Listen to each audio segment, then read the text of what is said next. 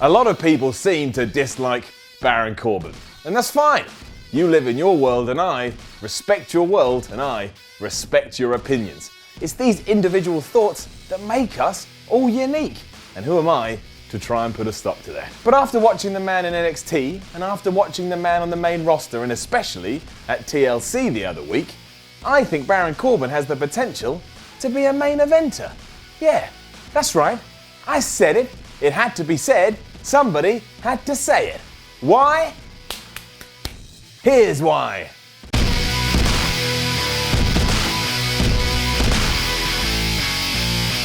Now, I'll be the first to admit that I'm not 100% sure what everyone's beef with Baron Corbin is. Firstly, these people seem to attack his in-ring work, which has got better as the weeks and months have gone on.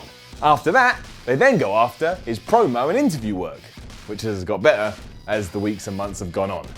Starting to see a pattern emerge here. And that's fine too. If you don't think he's good, you don't think he's good. But to me, Baron Corbin has something that you just can't put your finger on. That thing that other wrestlers don't have, especially wrestlers that are currently in the position he is in. It's that magic thing, and it's usually that magic thing that takes someone to the next level. Now, I don't think he's the most charismatic person in the world. That's not what I'm saying.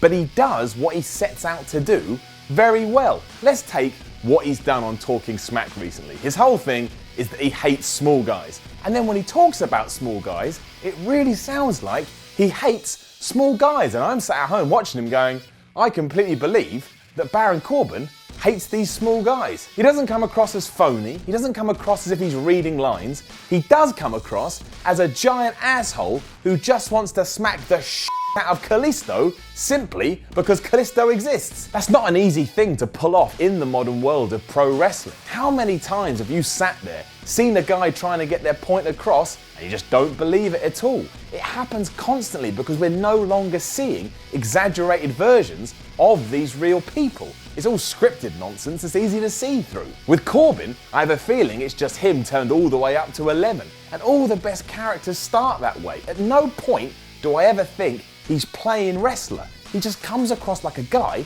that wants to go out there and kick somebody's ass. He's pissed off. He doesn't give a damn what anybody thinks. And sure, that's not the deepest character in the world, but he's still relatively new at this, so he's got loads of time to grow and loads of time to evolve. That's exactly what he's doing though, and I think his match with Kalisto at TLC proved that. I doubt beforehand anyone was particularly excited for the chairs match. Sat at home going, whoop-de-doo. It's the chairs match, but when all was said and done, there was something there. It was very well executed, and for my money, it was very entertaining. And all of a sudden, you can start to see a positive path forward for the guy that once won some golden gloves. A particular highlight for me was when he had decimated the luchador outside of the ring, rolled him back in, covered him, and then Kalisto kicked out. Now, in 2016, when that happens, usually we see this. This works fine, although some wrestlers do then come across as if they're starring in some kind of GCSE play, but Corbin didn't do that. Corbin got really mad and started to beat up Kalisto because he was insulted that he even thought about kicking out of the cover. It made Corbin look freaking awesome if we're honest, and it only added another dimension to his character. If he just shrugged his shoulders and gone, I don't care, then I don't think I would have enjoyed the match as much as I did. It wouldn't have been as fun to me, and because of that, Corbin deserves some credit, because it is most certainly due. This is how I feel during most of his bouts these days as well. Now, they're not all great, of course, but more often than not, I genuinely think he's trying to beat up his opponent. And when I can believe that, I then start to think it's real, I suspend my disbelief, and everything's going alright. Corbin is mad, Corbin is angry, and Corbin is direct, and he does have some awesome moves. Say what you want about the finisher in 2016 that has been watered down more than a fountain, but at the end of days, looks cool, and when something looks cool, have a guess what I want to see. The cool looking move. None of this means that Corbin is the finished package. He's got a long way to go and all aspects of him need a lot of work, but given the time he's been in the industry to where he is now, I think he has a huge upside, and yes, down the line, in the future, I think he'd serve excellently as a top man heel. What we certainly shouldn't do is crap all over him just because he makes a mistake or does something that doesn't come off well on TV.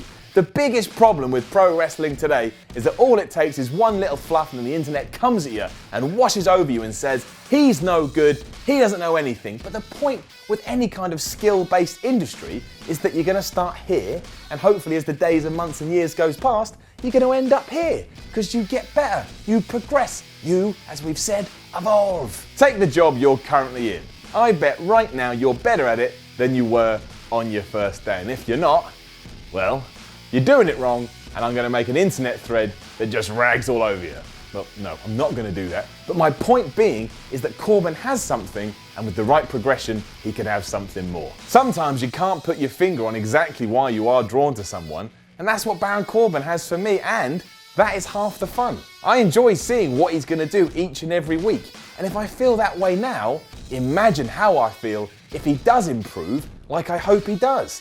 I will straight up love that man. So, watch this space, but my gut tells me that WWE does have something with Baron Corbin, mostly because he's a bit different, and 9 times out of 10, being a bit different works. Or it means you fall completely on your ass. But if that does happen, you can just find me, laugh at me, and tell me I don't know what I'm talking about. And you know what I'll do with that laughter? I'll thrust it aside and I'll ignore it. Like a real man. Or something.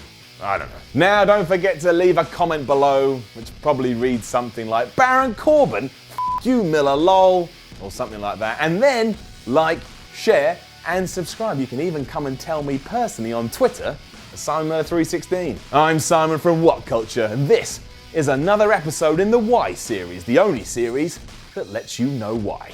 If you're a fan of the videos that WhatCulture puts out on its YouTube channels, why not join WhatCulture Extra, our subscription service for paying members? For paying just a small fee every month, you get access to exclusive lists, pipe bombs, booking videos, wrestling's worst merch, live streams for Raw and SmackDown every single week, exclusive WTF videos looking back at classic pay-per-views. Also, there's exclusive interviews, documentaries, Q&As, short films, and if you're a fan of WCPW, every episode of Loaded will be uploaded one day early, and you'll be able to view the episode in its entirety. And included in the price are all of our iPay-per-views, such as Refuse to Lose and the upcoming Delete WCPW. All that for just $6.99 a month, or just over $5 for UK fans, and you can cancel at any time. For more information and to sign up, go to whatculture.com/extra.